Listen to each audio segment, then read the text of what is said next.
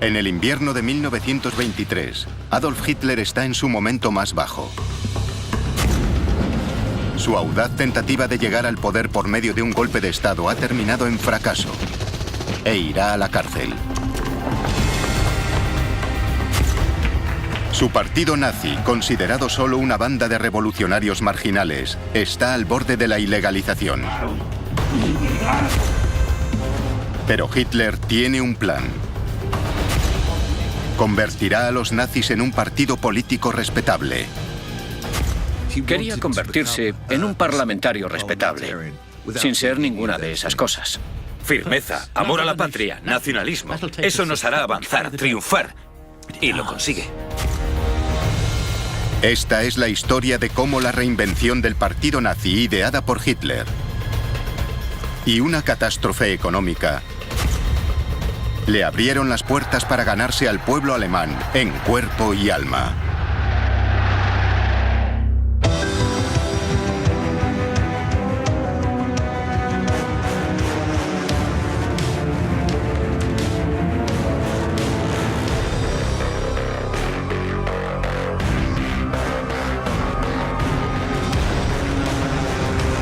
El ascenso del partido nazi.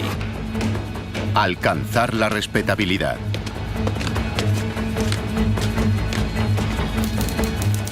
Adolf Hitler comparece ante un tribunal acusado de alta traición.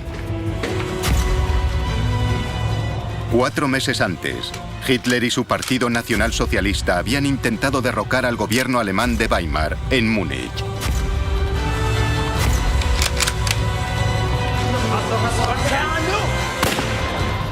Pero habían fracasado. El putsch o golpe de la cervecería es un contratiempo humillante para los nazis. Y un golpe personal para Hitler.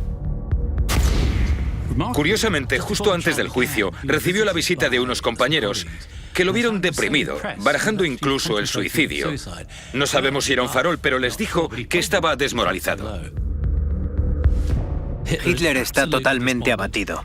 El golpe ha sido un desastre, él lo sabe. Y cree que es el fin de su carrera. Pero entonces pasa algo extraño.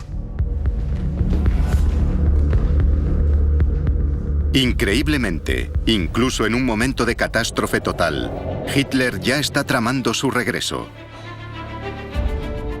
Ante el tribunal se da cuenta de que es una gran oportunidad. Este no será el final de Hitler, será el nacimiento de un nuevo Hitler. No podía imaginar un teatro mejor para él aparte de las cervecerías. Se esperaba que Hitler negase su participación en la trama. Pero en cambio, reconoce abiertamente su culpabilidad. Asumo toda la responsabilidad, pero no por ello soy un criminal. Si hoy me encuentro aquí como revolucionario, es como revolucionario contra la revolución. No se puede llamar gran traición el ir contra los traidores de 1918. En una serie de discursos, expone su defensa. Primero, carga contra el Tratado de Versalles, firmado al final de la Primera Guerra Mundial, que había mutilado económicamente a Alemania. Le indigna que haya sido obligada a pagar enormes sumas a los aliados por haber comenzado la guerra, a una costa del hambre y el empobrecimiento de sus ciudadanos. Para nosotros fue un crimen deleznable contra el pueblo alemán. Una puñalada por la espalda a la nación alemana. Hitler personificaba una opinión muy extendida. Apelaba a un sentimiento nacional muy fuerte en ese país. La idea de que Alemania había sido maltratada en Versalles. Le repugna la ocupación aliada de la región industrial más rica de Alemania, el Ruhr. Y culpa a los políticos alemanes de izquierdas, quienes, según él, se rindieron patéticamente en 1918. Sus discursos apasionados calan hondo. En lugar de como un traidor, se presenta como un patriota que intenta devolver el honor a la nación.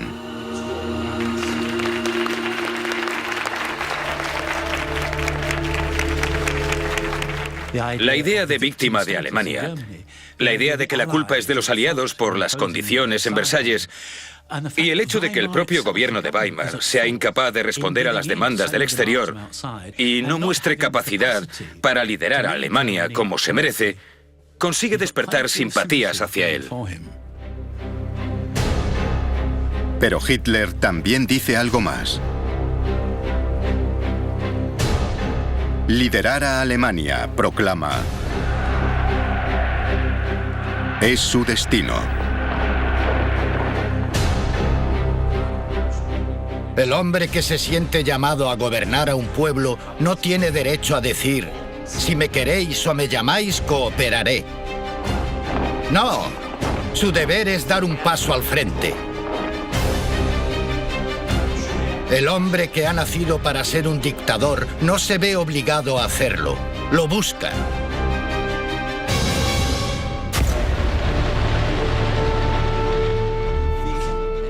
Las intervenciones de Hitler son tan fascinantes que llegan a los titulares no solo de Alemania, sino de todo el mundo.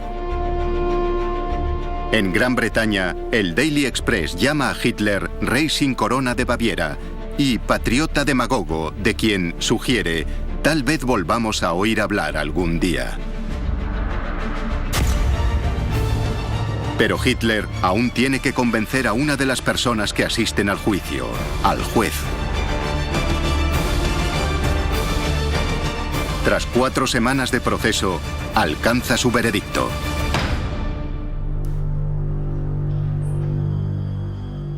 Por liderar un intento de golpe de Estado, Hitler es condenado a 5 años de cárcel, una pena muy corta. Tiene suerte de que no lo condenasen a muerte.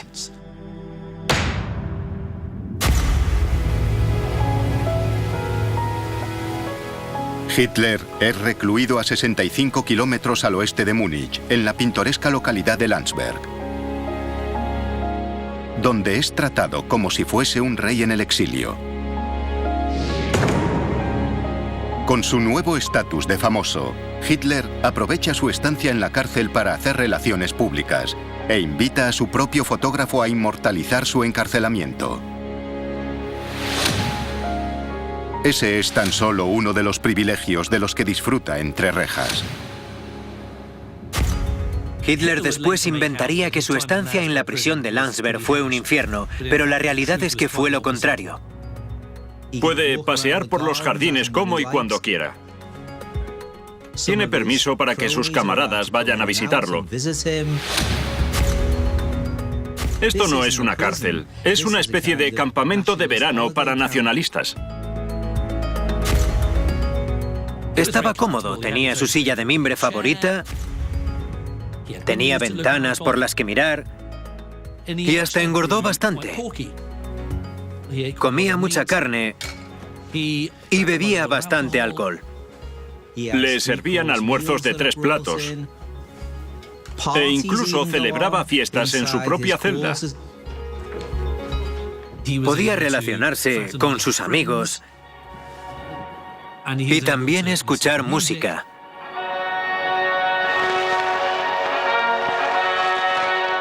Pero Hitler no se limita a pasar el rato. Inspirado por su compositor favorito, Wagner, y por las obras de varios filósofos, decide plasmar en papel sus ideas. Si pretendes ser un partido nacional socialista, tienes que competir con el Partido Comunista. Y ellos ya tienen un libro en el que basan sus ideas, que es El Capital, de Karl Marx. Así que Hitler decidió que el partido nazi necesitaba un texto filosófico en el que esbozar la ideología del partido. Junto a Hitler cumple condena en Landsberg otro de los conspiradores del golpe de la cervecería, Rudolf Hess. Se convierte en su secretario particular y escribe lo que Hitler le dicta cada día, embarcado de lleno en el proyecto de un libro para defender el nazismo. Mi lucha, o Mein Kampf, pretende ser una declaración sincera y personal de Hitler. En ese libro vemos al hombre que habla de sí mismo y de sus ideas por primera vez. Y por eso es tan significativo.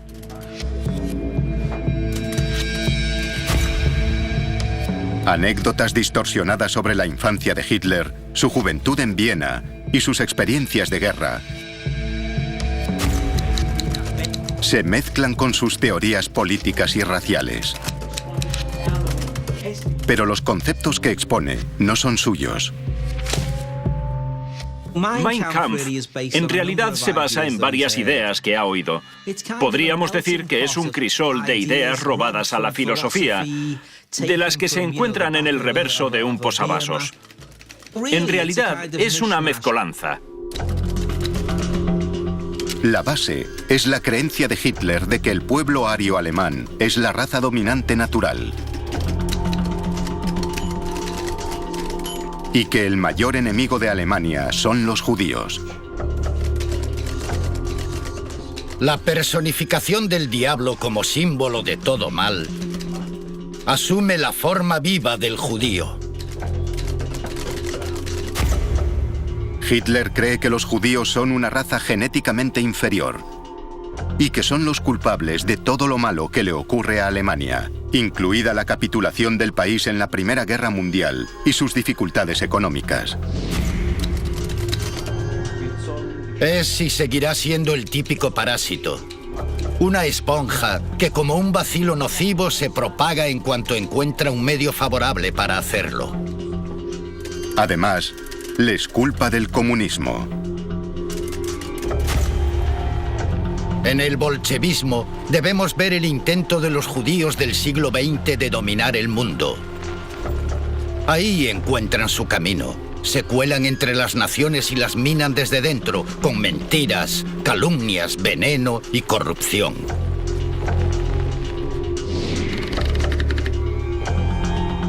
Mein Kampf contiene incluso una aterradora advertencia sobre las intenciones de Hitler. La totalidad del texto está escrito con un lenguaje increíblemente violento. Página tras página asistimos a un lenguaje de erradicación, aniquilación, destrucción, exterminación. Hitler cree que la única forma de resolver el problema judío es destruir al parásito judío.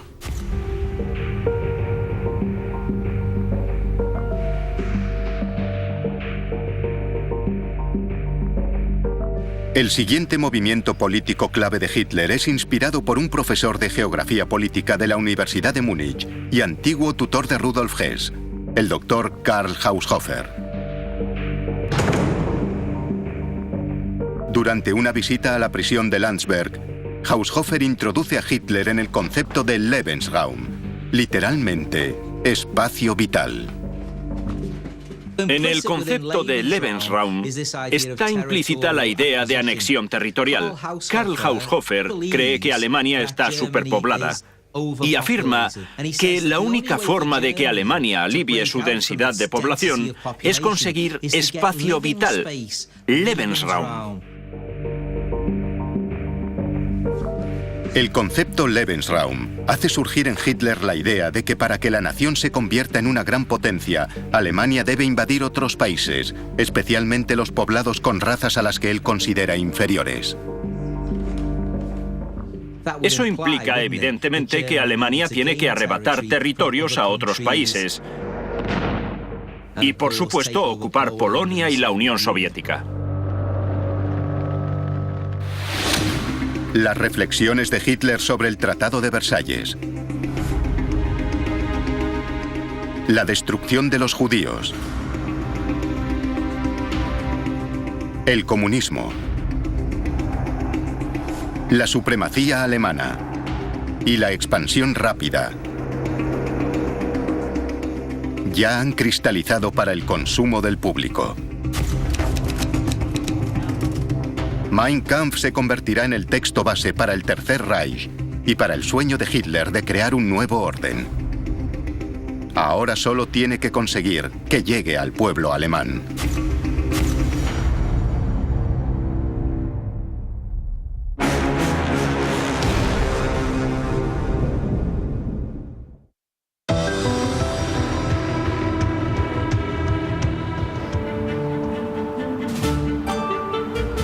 En el año transcurrido desde su golpe fallido en Múnich, Adolf Hitler ha sufrido una transformación de revolucionario violento a héroe nacional. A pesar de haber sido condenado a prisión por intentar derrocar al gobierno alemán de Weimar, gracias a su recién ganada popularidad, ha convertido su estancia en prisión en una ofensiva de relaciones públicas. Y ha escrito un libro con el que espera transmitir su mensaje al pueblo alemán. Cárcel de Landsberg, 20 de diciembre de 1924. Ahora, tras cumplir solo 9 meses de una condena de 5 años, este hombre de 35 años es puesto en libertad. Pero si aguardaba una horda de simpatizantes a las puertas de la cárcel, no los encuentra. En su lugar, solo un coche ha venido a recogerlo. ¿El motivo? Alemania vive una época de prosperidad. El gobierno democrático ha pedido prestados miles de millones para pagar la deuda de la guerra. Ahora, el país crece gracias al dinero extranjero, en especial de los Estados Unidos. Mediados de los años 20 es la época dorada de la República de Weimar. Los estadounidenses les dieron muchos préstamos y gracias a ello, Alemania revive. La economía alemana mejora lo suficiente como para que parezca que el gobierno democrático de Weimar empieza a funcionar. Por fin, parece que los días de sufrimiento han terminado. Todos lo ven como un periodo para empezar de nuevo. Tras la turbulencia de la hiperinflación, las cosas mejoran. La gente está satisfecha en general con el sistema político, siempre y cuando haya mercancías, siempre y cuando haya crecimiento y estabilidad. Pero para Hitler, toda esa prosperidad es desastrosa. Nadie quiere oír hablar de un partido revolucionario radical. Sobre todo de uno que pretende llegar al poder por la fuerza. Y lo que es peor, como pena por haber participado en el golpe de la cervecería, a Hitler se le prohíbe hablar en público. Incluso se habla de la posibilidad de deportarlo a su Austria natal. Y las malas noticias no terminan ahí. El partido nazi está al borde del colapso. El amigo fiel de Hitler y su mano derecha, Hermann Göring, se ha enganchado a las drogas. Göring, que resultó herido durante el putsch, evitó la detención. Pero fue hospitalizado en Austria, donde le administraron morfina para paliar el dolor. En los meses siguientes, esto le llevará a desarrollar una adicción a la morfina.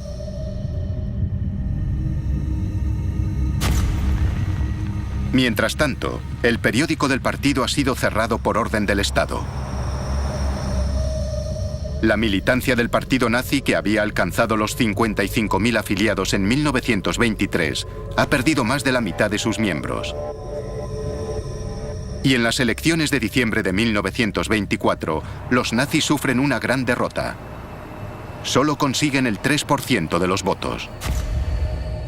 El partido ha sufrido la ausencia de Hitler y la transformación de la opinión pública. Era un declive natural. Si el hombre que había creado el partido no estaba, tenía que producirse el declive. Y si añades a eso la recuperación económica, el nazismo no tenía el atractivo que tenía antes del putsch. Hay algo más humillante si cabe. Cuando se publica Mein Kampf, el manifiesto autobiográfico de Hitler, es un fracaso editorial. Vende solo 10.000 ejemplares. Ni siquiera todos los nazis compran uno. Para Hitler, este es un momento de crisis. Su partido está al borde de la extinción. Si quiere revertir la situación, algo tendrá que cambiar.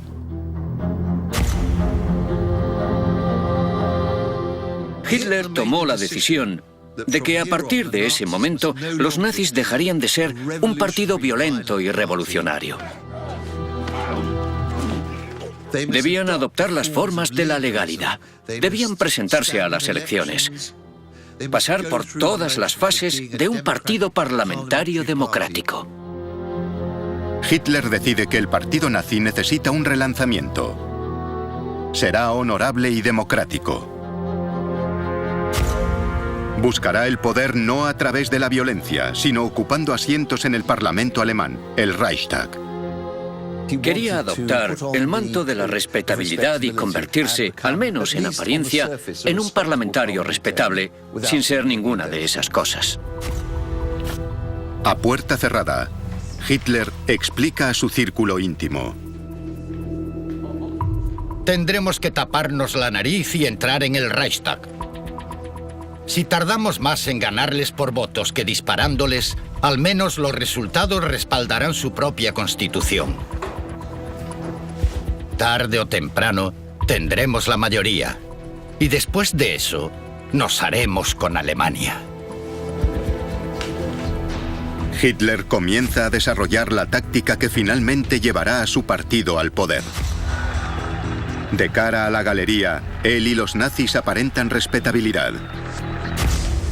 Mientras que de puertas adentro siguen fieles a su plan violento y extremista. Y el primero en prestarse al cambio de imagen del partido será el propio Hitler.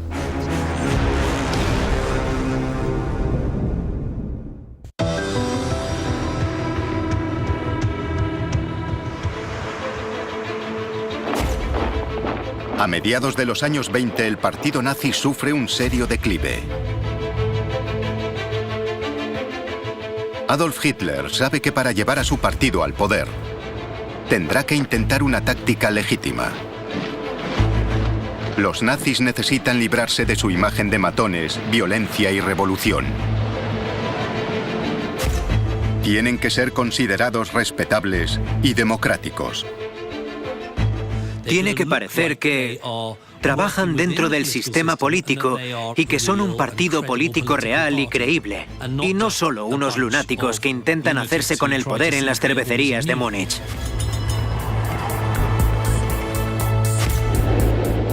Con una Alemania aparentemente próspera bajo un gobierno democrático, Hitler se da cuenta de que la única forma de hacerse con el poder es ganarse en cuerpo y alma al pueblo alemán en unas elecciones.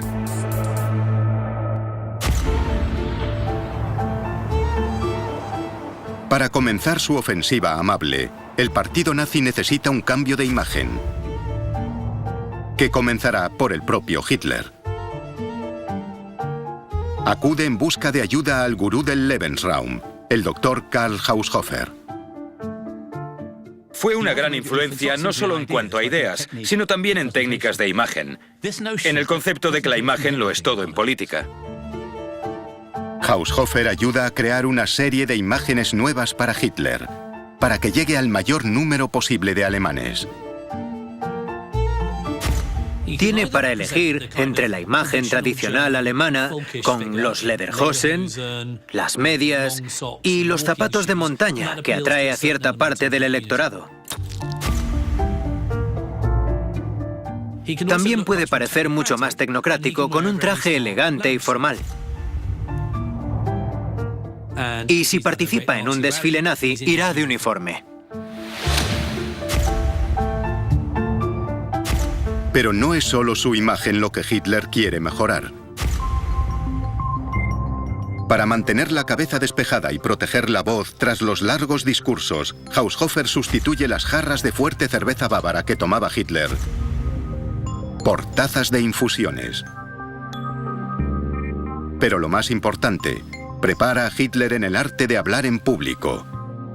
Le enseña a gesticular, para enfatizar sus argumentos y aumentar su autoconfianza. Le enseña a cómo dar un discurso, a quién dirigirse y a ajustar el tono, el ademán, el estilo al público para ganárselo. Empieza practicando frente al espejo. Practica todos sus gestos frente a un espejo. Ensaya ese gesto en el que echa la mano hacia atrás y las pausas que hace en los discursos.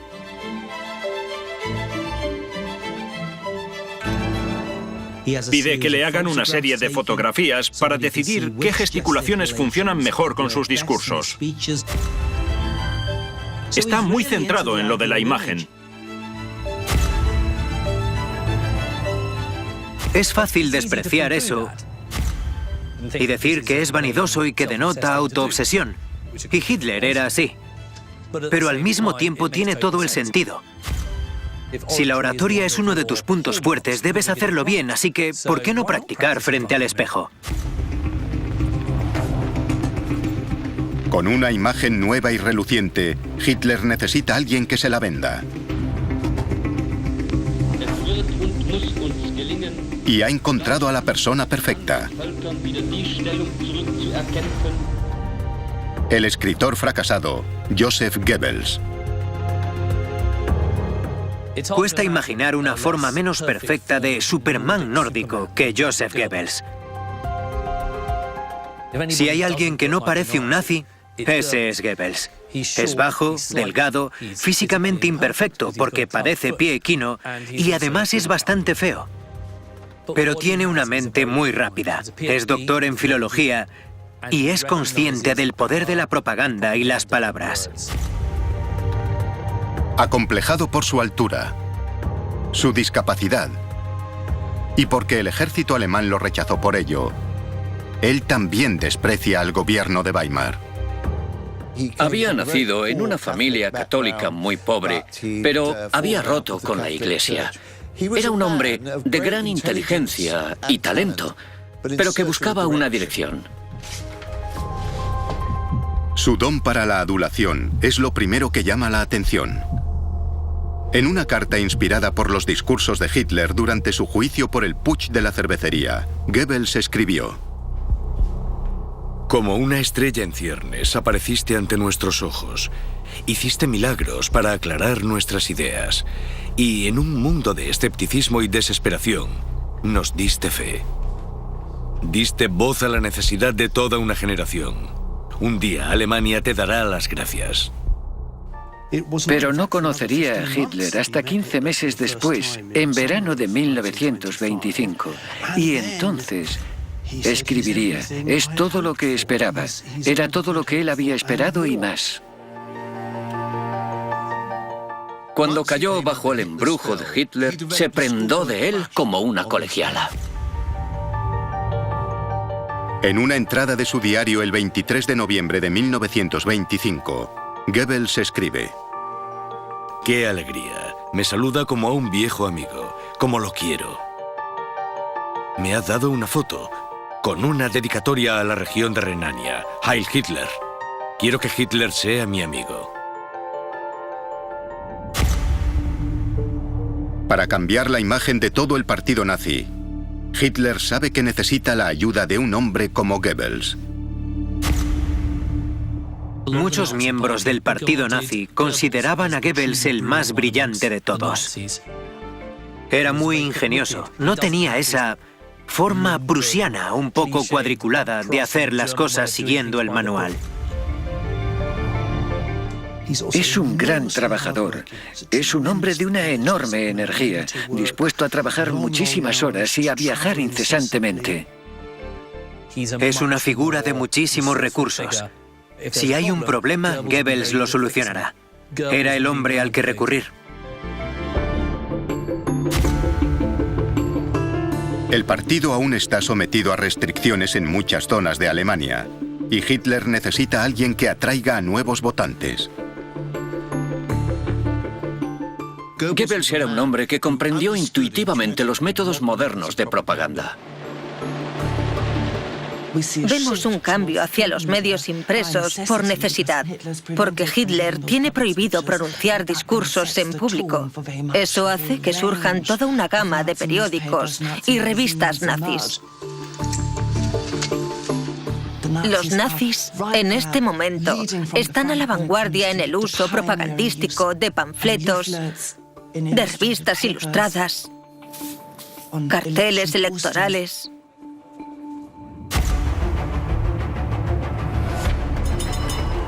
Hitler está tan impresionado con Goebbels que en noviembre de 1926 le encarga la importantísima tarea de llevar el mensaje del partido nazi a la capital de la nación, Berlín.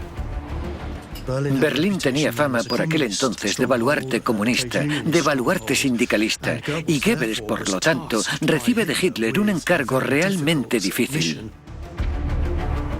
Berlín siempre había simpatizado con la izquierda. El lado este de la ciudad estaba controlado por los comunistas. Y la labor de Goebbels consistía en ganar el Berlín rojo para los nazis y arrebatárselo al comunismo. Goebbels contrata camiones para que llenen las calles de la ciudad de panfletos.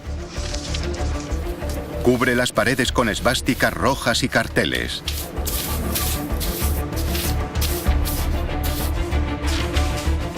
Y utiliza su periódico berlinés, Der Angriff, El Ataque, para llevar la ideología política de Hitler a las masas. Pero también hace uso de otro de sus grandes talentos: dar discursos. La prohibición de hablar en público se levanta en 1927. Goebbels se convierte entonces en orador habitual de los nazis. Solo Hitler le superaba en el arte de hablar. Aunque físicamente era un hombre pequeño, podía electrificar al público con su pasión y su oratoria. Era un hombre extremadamente valioso, el que Hitler tenía a su lado. Mientras el estilo de Hitler es agresivo y apasionado, Goebbels es mordaz y sarcástico. Goebbels se crecía en una atmósfera de confrontación. Daba lo mejor de sí mismo en una sala llena de humo con sus rivales presentes. Sus discursos eran largos, a menudo eruditos, pero también eran ingeniosos y amenos, y tenía una habilidad especial para acallar a quienes lo interrumpían. Pero tras su fachada inteligente, Goebbels es un matón. Él y sus gorilas del partido nazi, los camisas pardas de las SA, provocan a menudo a los partidos de la oposición, con el objeto de causar un baño de sangre. Las SA de Goebbels se especializaron en ir a los barrios obreros de Berlín y dar discursos sobre temas que sabían que provocarían la ira de los paramilitares de izquierda. Y con ello la pelea estaba asegurada. Se peleaban en las calles literalmente usando porras, patas de sillas, usando botellas y jarras de cerveza. Incluso se disparaban y apuñalaban en la calle. Goebbels no dudaba en usar la violencia para conseguir su fin.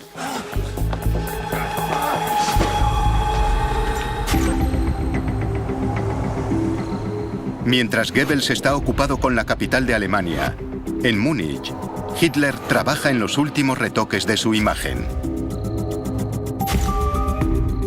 Quiere algo que lo distinga. Como aspirante a dirigir Alemania, pretende crear su propio cuerpo especial de guardaespaldas. El grupo obvio entre el que reclutarlos serían los camisas pardas de las SA, pero están considerados demasiado burdos. Necesita algo más de élite. Más presidencial. Nacen las Schutzstaffel, la nueva fuerza de protección de Hitler, o las SS. Las SS representan el ideal de la virilidad alemana. La afiliación está restringida solo a quienes tengan un árbol genealógico ario que se remonte al siglo XVIII. Serían una especie de guardia imperial de la antigua Roma. Eran los más altos, los mejores, los más en forma y vestían unos uniformes negros inmaculados. Los uniformes característicos con los que los vistió Hitler fueron fabricados por el diseñador y miembro del partido nazi, Hugo Boss. No hay nada más impactante en la propaganda nazi que el uniforme de las SS. Su intención era intimidar, aterrorizar.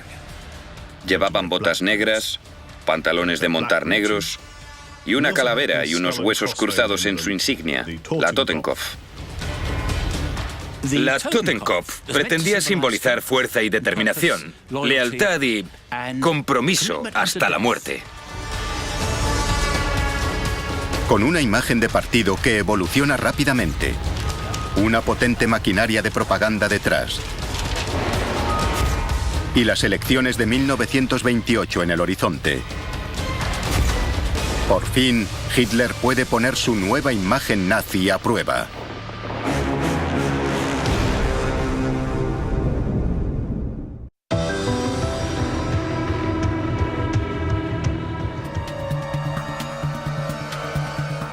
Con una nueva imagen, una nueva propuesta democrática y el levantamiento de la prohibición de hablar en público, los nazis concentran todas sus energías en disputar las elecciones de 1928. La maquinaria del partido ha sido reformada y las afiliaciones se han multiplicado por 4 desde 1925. Hitler se afana por poner en práctica la táctica de parecer respetable por fuera, pero aferrándose fervorosamente a su proyecto secreto. Recorre el país pronunciando discursos dinámicos, dirigidos a los desempleados y a las clases trabajadoras frustradas, pero tranquilizando a los ricos, afirmando que no es un extremista, aunque apenas hace referencia a su verdadero proyecto oculto. Los judíos. Hitler presenta al partido como modelo de respetabilidad política, rebajando el tono antisemita. En su lugar, se dirige a las clases obreras rurales, donde el cebo judío no interesa para las elecciones. En estas comunidades rurales no hay judíos, así que lo que les interesa realmente son los precios de la agricultura, los precios de sus productos cuando los llevan al mercado. No hay mucho interés por la cuestión judía. Y hay otra razón por la que los nazis rebajan su antisemitismo. Hitler busca el apoyo de los empresarios. La mayoría de las empresas alemanas que exportan y realizan intercambios con otros países lo hacen con personas que son judías. El argumento político central de Hitler no es el racista, sino el económico. Advierte de que el boom de la economía del país ha sido propiciado por el dinero estadounidense y si este faltase, Alemania se colapsaría.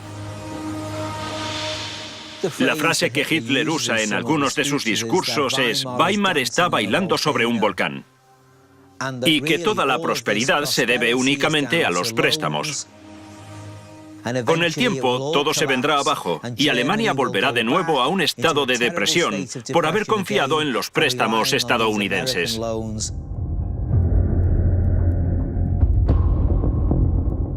Pero cuando se hacen públicos los resultados de las elecciones en mayo de 1928 es un shock.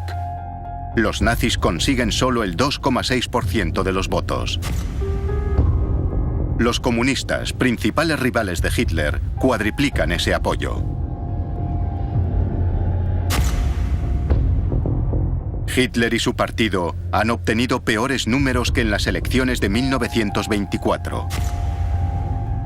La nueva imagen no ha funcionado. Parece que el partido nazi camina hacia ninguna parte. Seguían siendo un partido marginal con un porcentaje minúsculo de votos. Pero hay que recordar que Alemania seguía disfrutando de cierta bonanza económica. El nazismo era una bola de nieve. Había nacido en tiempos fríos, pero expuesto a la luz del sol, se derretía. Y la economía era ese sol. Eso pasó con el nazismo, que solo es fuerte en momentos críticos. Es un partido que depende de condiciones extremas. Hitler y su círculo más próximo dudan de que puedan alcanzar el poder. Parece que el camino legítimo ha fracasado. Pero un suceso que conmociona al mundo lo cambia todo.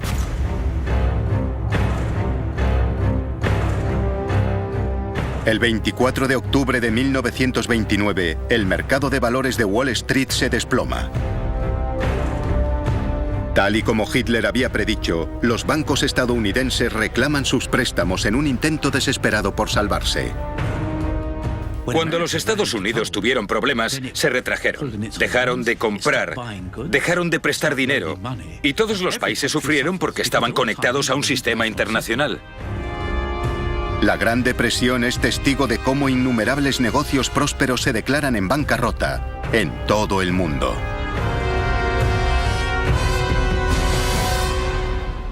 En Alemania, los efectos son devastadores. Sin los préstamos de los Estados Unidos, los bancos caen. El desempleo se dispara dramáticamente. En tan solo 8 semanas, pasa del 3 al 26%. Alemania alcanza los 6 millones de parados. Y si pensamos que un desempleado afecta a otras 3 personas más que viven con él, hablamos de 24 millones de alemanes afectados por el crack de Wall Street. Prácticamente nadie escapa a sus efectos. Las personas que habían ahorrado con mucho esfuerzo tras la hiperinflación de los años 20 sufren un duro golpe. La clase media se vio de nuevo ante la pesadilla que había vivido en 1923, cuando la enorme inflación los empobreció y se llevó todos sus ahorros de la noche a la mañana. La humillación y la miseria se agravan con la pobreza y el hambre, porque los padres no tienen que dar de comer a sus hijos. Vuelve el caos, y el pueblo alemán cada vez desconfía más de la República de Weimar.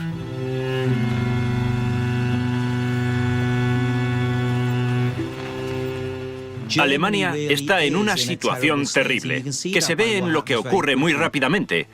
El hambre, la pobreza y la desesperación llegan a Alemania. Del crack de Wall Street surgen las semillas que alejarán al país de la democracia y lo acercarán al partido nazi. Un hombre ya había predicho todo esto.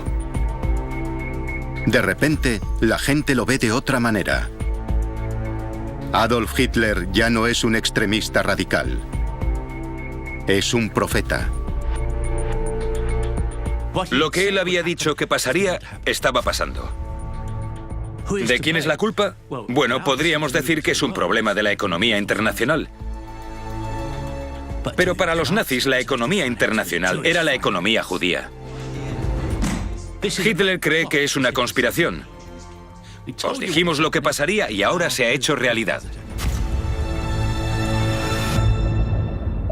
Con la nación alemana sumida en la desesperación, Hitler disfruta por fin de la oportunidad que había estado esperando. Curiosamente, muchos de los que más han sufrido a consecuencia de la Gran Depresión son quienes habían ignorado a Hitler y habían votado en su contra. Ahora están dispuestos a escuchar su mensaje.